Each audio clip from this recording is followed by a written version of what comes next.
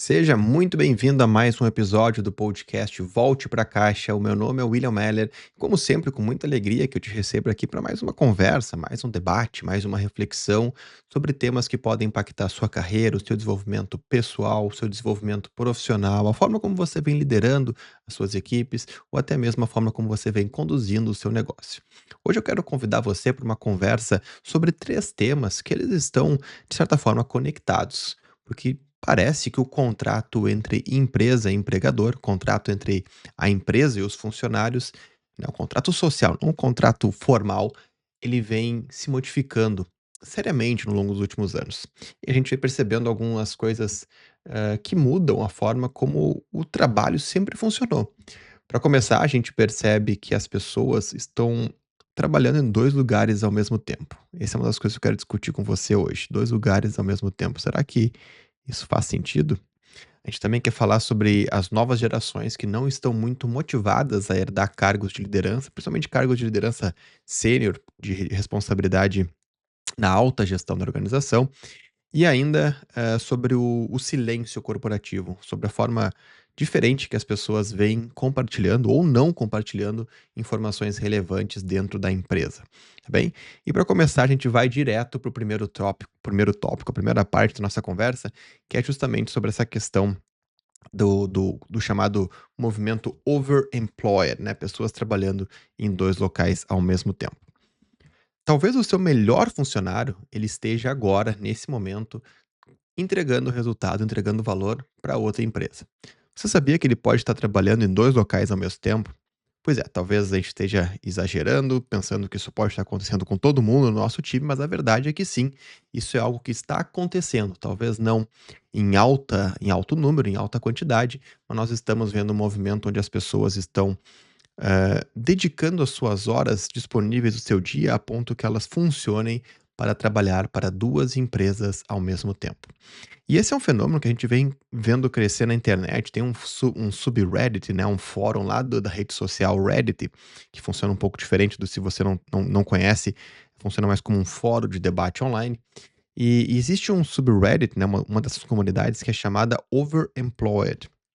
E é uma comunidade que vem crescendo, já tem mais de 500 mil pessoas que fala justamente e compartilha sobre como é a sua experiência de trabalhar em 2, 3, até mais lugares ao mesmo tempo, sem que as empresas percebam, sem que as empresas saibam que elas estão fazendo isso. E realmente não é uma ficção, não é uma coisa que está acontecendo de forma isolada. A gente vê esse assunto se tornando cada vez mais recorrente em alguns outros fóruns de debate, algumas outras redes sociais, com pessoas, principalmente do mercado de tecnologia, compartilhando sobre como fizeram isso funcionar. A verdade é que esse fenômeno, né, ele recebe esse nome de overemployment, né, de trabalhando, eh, que leva as pessoas a trabalhar em 2 negócios ao mesmo tempo, ele é algo que explodiu muito, principalmente com o trabalho remoto. A gente tem as pessoas trabalhando de suas casas, a gente não tem o período de deslocamento até a empresa, para ir até a empresa, a gente não tem o período de deslocamento para retornar para suas residências, e a gente tem já aí um ganho de horas para essa pessoa no dia. Além do mais, com o trabalho remoto e ferramentas de automação, alguns funcionários até mesmo compartilham nesses fóruns como eles conseguem fazer funcionar sem necessidade de uma carga dupla, né? Em vez de 8 horas, 16, mas até mesmo em menos horas, dar conta de 2 empregos ao mesmo tempo, sem que as empresas, descubram, né, fiquem sabendo que essa pessoa, que esse funcionário está fazendo isso. A Fortune, ela reportou agora em abril de 2026, que existem profissionais faturando até mais de $750 mil por ano dentro de apenas uma semana de 40 horas, né, de segunda a sexta, justamente por conta desse modelo onde elas dedicam ou vendem as suas horas para mais de uma empresa ao mesmo tempo. Existem estimativas que apontam que até 5% da força de trabalho de tecnologia nos Estados Unidos está fazendo algum tipo de overemployment em 2026. 5% de toda a força de trabalho de tecnologia dos Estados Unidos é um número bem relevante, tá? E a narrativa, ela, ou pelo menos justificativa, se é que podemos chamar assim, é justamente seguindo uma narrativa de que diz assim, né, essa matéria da Fortune, ela fala sobre isso, né. A empresa não me garante lealdade, então por que eu deveria oferecer exclusividade? É um ponto aqui que eu nem vou entrar no ponto na questão legal disso aqui, tá? Porque existe, obviamente, pessoas muito mais qualificadas que eu para falar sobre o ponto de vista legal e o contrato de trabalho que existe entre a empresa, né, o empregador, e o empregado. E só que a lógica da narrativa, pelo menos tentando olhar para isso com uma lente, pelo menos reflexiva e não conclusiva, a lógica é justamente um momento onde as empresas estão tendo layoffs gigantes, estão cortando a sua força de trabalho, estão reduzindo. A gente vê usando, né, a narrativa da automação, do crescimento acelerado com o uso de inteligência artificial, a gente vê as pessoas justamente utilizando inteligência artificial e ferramentas de automação para trabalhar em 2 locais ao mesmo tempo. E aí tem várias perguntas que a gente pode levantar em cima disso. Uma das reflexões talvez mais óbvias, olhando pela ótica do profissional primeiro, é justamente a ótica dessa lealdade. Afinal, o que que é a lealdade que uma empresa pode e deve fornecer ao seu funcionário? Existe um contrato de trabalho formal, onde, dependendo desse contrato de trabalho, o empregador está vendendo suas horas para aquele negócio, e essas horas elas devem ser utilizadas para entregar o máximo de valor possível, né? Se esse valor ele não está sendo entregue como deveria, ou as horas que estão sendo vendidas não estão sendo dedicadas à empresa, a gente tem uma quebra de contrato. Olhando, obviamente, eu tô olhando aqui, obviamente, friamente para fazer algumas análises, e você pode concordar, discordar comigo sobre até onde essa minha reflexão vai. Só que outro ponto que eu quero trazer, do ponto de vista da produtividade, é justamente a gente ver que as empresas estão cortando por conta de inteligência artificial, por conta de tecnologia, ou pelo menos essa é a narrativa, e a gente vê que está sobrando, né, com bastante aspas aqui no sobrando, né, sobrando tempo para muitos funcionários conseguirem dedicar até mesmo horas para trabalhar em outros empregos. Há uma desconexão aqui entre essa questão que talvez, e aí agora eu quero levar para o ponto que eu quero refletir com vocês, que talvez dê razão à narrativa das empresas, porque a produtividade, né, as horas não estão sendo utilizadas como se espera, a relação produtividade, obviamente, né, como aquelas horas alocadas para algum tipo de serviço, o resultado, para algum tipo de serviço gera um resultado esperado, e se não está gerando o resultado esperado, talvez as horas não foram aproveitadas da melhor forma, numa análise bem fria, e a gente tem a narrativa da empresa fazendo sentido. Só que a narrativa dos funcionários, ela não tá tão irreal assim, quando a gente pensa que, dentro das horas que eu entrego para a empresa, é esperado que eu faça XYZ, tá? Eu tô olhando pela ótica aqui do profissional de tecnologia especificamente. Esse XYZ é revertido em entrega de código, se você trabalha com projetos, entrega de X histórias, de um pacote de trabalho específico. Se eu consigo entregar esse pacote, se esse profissional consegue entregar esse pacote de trabalho em um tempo menor do que é esperado dele, como ele consegue alocar da melhor maneira possível as suas demais horas? No modelo, vamos chamar assim, passado, que não é tão passado assim, alguns anos atrás, o que a gente costumava ver é uma alocação chamada, né, um overallocation, as pessoas eram alocadas para fazer mais coisas do que realmente conseguiriam fazer naquelas 40 horas semanais, elas de certa forma precisavam correr e até mesmo fazer hora extras para entregar. Só que, como a gente viu uma mudança significativa no formato que o trabalho é alocado, eu tô falando aqui de várias questões, tô falando de metodologias ágeis, tô falando da produtização, tô falando da alocação de times menores, da responsabilidade e decisão ficarem com os times, a gente percebeu os pacotes de trabalho também sendo diminuídos. Eu posso dedicar um vídeo de mais de 1 hora apenas para falar sobre o quanto a diminuição dos pacotes de trabalho para entrega de software, por exemplo, ela faz com que a entrega se torne muito mais eficiente, porque um pacote menor é um pacote físico, né? Quanto menor, mais rápido ele se move numa cadeia de produção.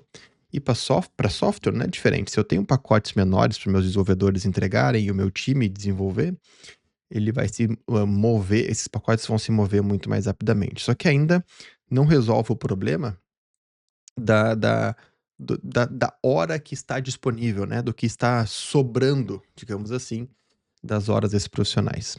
O que a gente vem vendo e as pesquisas em cima, que é algo muito recente, em cima dessas comunidades, dessas discussões mostram, é que as pessoas existem sim profissionais não entrando em mérito nenhum aqui de novo da parte legal, que ao invés de usar essas horas que estão sobrando para resolverem outros problemas, para trabalhar em outros projetos, para enfim, fazer a máquina continuar girando dentro da empresa, estão usando essas horas para trabalhar em outro emprego. Existem também casos, e é um pouco mais leve do que esse, que pessoas que realmente cumprem as suas horas, ela tem lá as suas 8 horas de trabalho semanais, diárias, elas cumprem essas horas e como são, e muitas vezes jovens que conseguem fazer uma jornada muito maior sem ter uma responsabilidade ainda familiar tão grande com outras atividades, que fazem outra jornada de 8 horas para um time zone, né, um fuso horário diferente e, portanto, conseguem, cumprir o seu contrato de trabalho dessa forma, trabalhar 16 horas por dia, o que é insano, mas para um jovem buscando crescer o seu patrimônio no início de carreira, hã hã, eles estão dizendo, pelo menos nas comunidades, que é algo que eles se sentem melhor do ponto de vista ético, pelo menos, embora eles cheguem no final da semana completamente esgotados. Só que tem uma pergunta que ela fica aqui muito forte, faz eu refletir, eu quero fazê-la junto com você, né. Se você, independente do seu cargo agora fuja um pouco dessa discussão sobre esses 5% da área de tecnologia que estão fazendo isso, né. Se você tem capacidade de entregar o que é esperado que você entregue naqueles 5 dias, né, 40 horas semanais em 4 dias, em menos horas, o que você é capaz de gerar valor naquelas horas que estão, de novo, bastante aspas aqui, sobrando das suas entregas? Por que que eu pergunto isso? Porque nos últimos episódios a gente também falou sobre isso, tem alguns vídeos aqui no canal falando sobre isso, não tá sobrando tempo para as pessoas. A verdade é essa, a gente tem muitos números, muitas pesquisas que indicam que é o contrário. As pessoas não estão conseguindo ter tempo para se desenvolver, não estão conseguindo ter tempo para se qualificar, não estão conseguindo ter tempo para estudar, não estão conseguindo ter tempo até mesmo para aprender as novas tecnologias, como inteligência artificial, com algum tempo hábil, e as coisas estão mudando muito rápido, e a gente não consegue perceber que o tempo está disponível. De novo, várias pesquisas mostrando isso, pesquisas globais. Então, da onde que está saindo esse tempo? Ou será que toda essa conversa, essa comunidade, toda essa discussão que faz a gente entender, segundo a matéria da Fortune, que teria 5% da força de trabalho, é na verdade um desses hypes da internet que não faz muito sentido assim. Afinal, se você trabalha na área de tecnologia e você tem vários amigos e você não conhece nenhuma pessoa que faça isso, talvez essa amostragem que nós temos, os dados, é que elas possam ser questionadas. Eu mesmo levantei várias reflexões aqui, mas questiono o quanto isso realmente está se comprovando, quanto está sendo efetivo e o que está acontecendo ao redor das pessoas ou na cabeça das pessoas que estão conseguindo fazer isso funcionar, mesmo que, de novo, com alguns problemas possivelmente legais assombrando elas o tempo todo, caso algum dos empregadores descubra essa quebra no contrato. O que que você acha sobre isso? E deixa aqui nos comentários qual é a sua reflexão em cima dessa mudança, né, na ideia de trabalho que a gente vem vendo no mundo, nos dias atuais. Junto com isso, a gente falou sobre quebra de expectativas, quebra no contrato de trabalho. Nosso próximo tema ele vai estar muito conectado aqui sobre justamente uma questão de expectativa. Afinal, a gente tem uma expectativa de que as coisas continuem funcionando como elas sempre funcionaram, certo? Principalmente quando se trata de trabalho, a gente tem essa mentalidade, por mais que as pessoas digam que gostam de mudanças, a verdade é que as pessoas não gostam tanto assim de mudanças. Elas gostam de uma mudança aqui, uma mudança ali, mas a zona de conforto recebe esse nome porque ela é confortável. E no mundo do trabalho, a gente vem vendo um outro fenômeno que está desafiando essa zona de conforto, de como as coisas sempre funcionaram. A próxima geração não quer pegar o bastão da liderança. É isso mesmo. Apenas 6% da geração Z tem algum tipo de motivação de ir para cargos de alta gestão.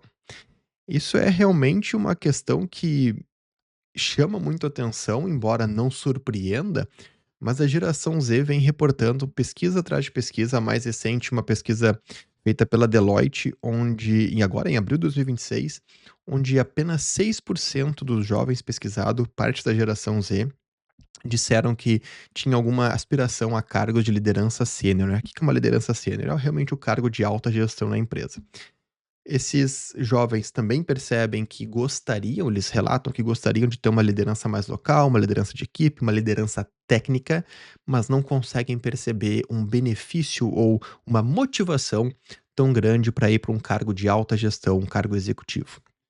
E a razão declarada pela grande maioria é a mesma. Eles percebem que a gestão, né, ela vem sendo um fator quase descartável em momentos de automação em muitas empresas. A gente vem vendo isso, a gente falou sobre isso em alguns vídeos recentemente, sobre cargos de gestão média, né, o middle manager, sendo cortados em muitas empresas. E esse é um medo dos jovens, de construir uma carreira baseada, nesse foco de crescer, crescer, crescer ao ponto de chegar a uma posição executiva, uma posição de gestão, perderem a sua capacidade técnica, aquilo que, faz diferença na entrega operacional e muitas vezes tática, e que elas possam, enfim, perder, essa é uma das coisas que a pesquisa relata, perder a sua empregabilidade por causa disso. De certa forma, faz muito sentido, mas de certa forma, ao mesmo tempo que faz sentido, assusta um pouco. Por quê? Porque as pessoas têm uma falha muito grande de olhar para a gestão como um crescimento, padrão para todo tipo de profissional, e isso não é verdade. Gestão, liderança, né, principalmente quando a gente fala de gestão de uma empresa, gestão de um negócio, é uma ciência, embora seja uma ciência, né, o Menzenberg, ele fala isso nos livros dele muito bem. É uma ciência que envolve o conhecimento do dia a dia, né, o craft knowledge, ele fala nos livros dele, que é o conhecimento de saber fazer, e aí você sabe fazer, junta isso com a ciência da gestão, ou seja, entender como funciona a construção de uma estratégia, como você planeja, como você organiza, como você transforma essa estratégia em execução, quais ferramentas e técnicas vão fazer você monitorar essa estratégia. E aqui eu estou falando apenas de estratégia, tem várias questões que envolvem muito mais, obviamente, gerenciar o negócio.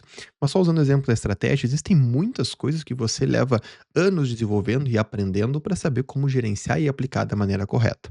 Só que você, obviamente, une isso ao conhecimento de negócio, né? Esse craft knowledge que o Mintzberg vai falar nos livros dele. E isso é algo que é muito importante, é algo que tem uma relevância muito grande. Por que que esse tema ele me preocupa de certa forma?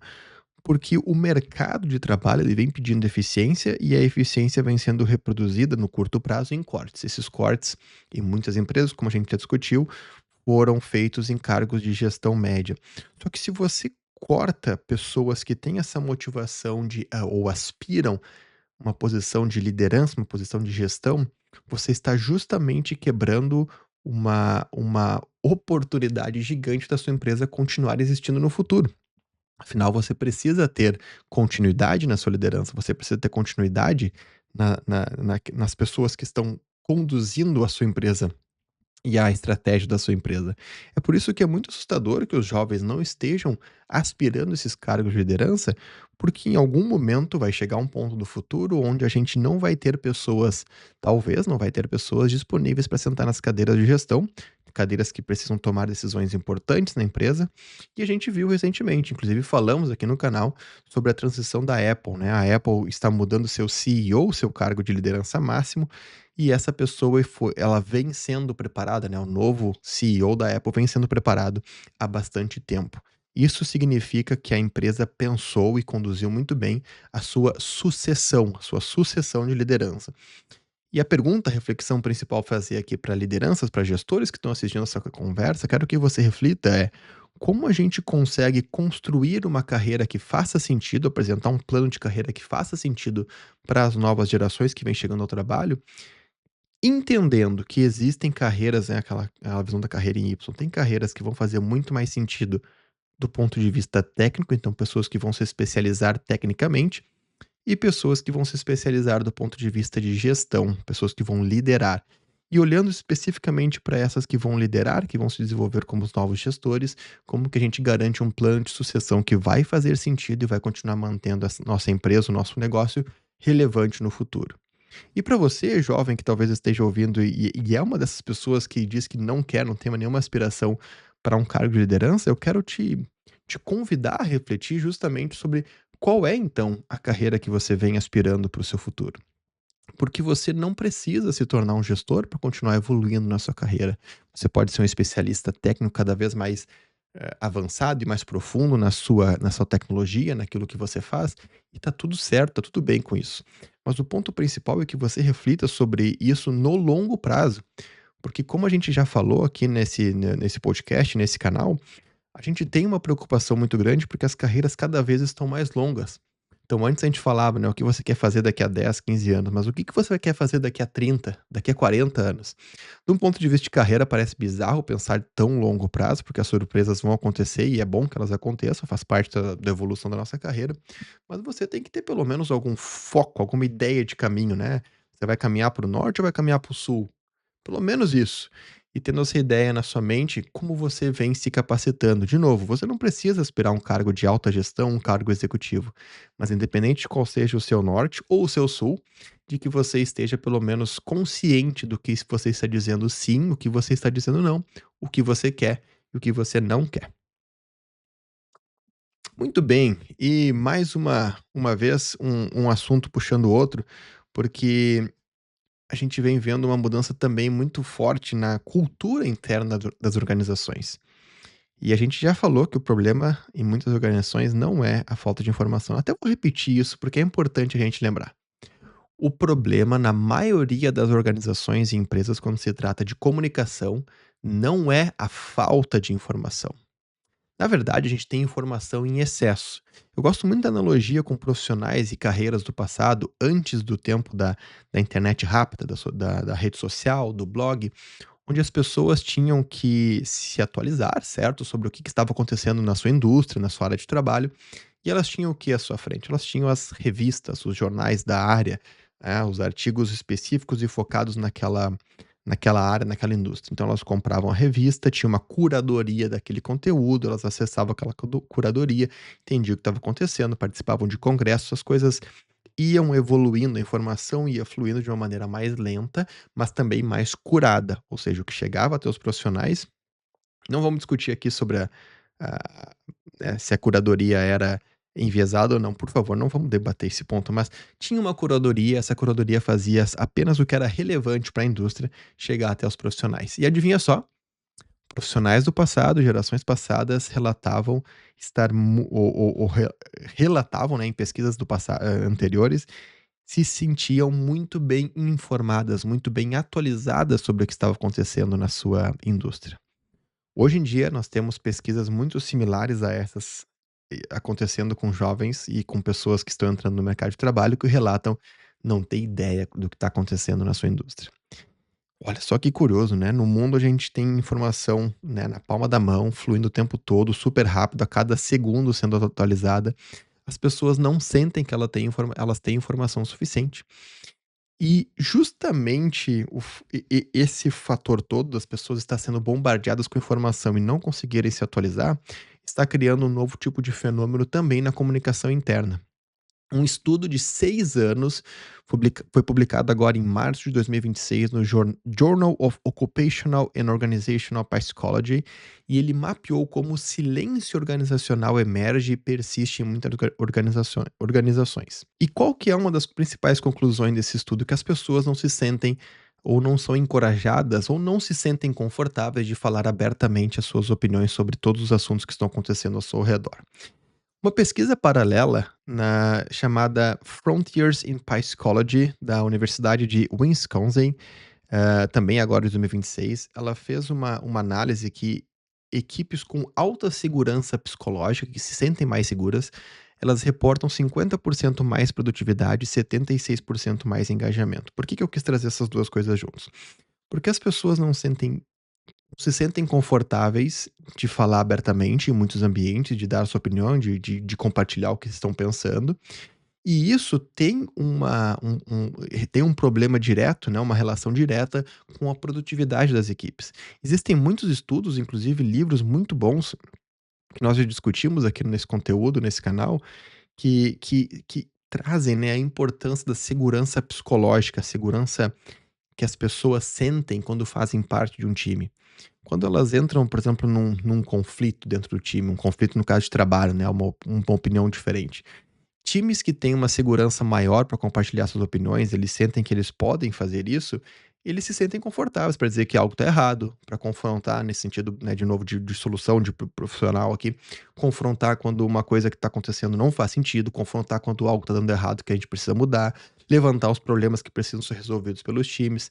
Se as pessoas não se sentem seguras para falar e para expressar suas opiniões, os problemas vão sendo varridos para debaixo do carpete, os problemas eles deixam de aparecer, eles deixam de ficar em evidência e a equipe fica estagnada. Um reflexo direto é a produtividade, a capacidade da equipe de entregar. E as empresas investem muito em ferramentas de comunicação, né. O problema é, como eu falei, ele não é a comunicação em si, é na verdade a gente tem um excesso de comunicação, a gente tem um excesso de e-mail chegando, a gente tem um excesso de interrupção de mensagens rápidas, a gente tem um excesso de reunião, a gente tem excesso em tudo. Mas a gente não está sendo muito bom, aparentemente, segundo esses dados, em organizar a informação dentro da empresa e garantir que as pessoas tenham liberdade de se comunicar e falar abertamente o que elas precisam falar para conduzirem e fazer o seu trabalho.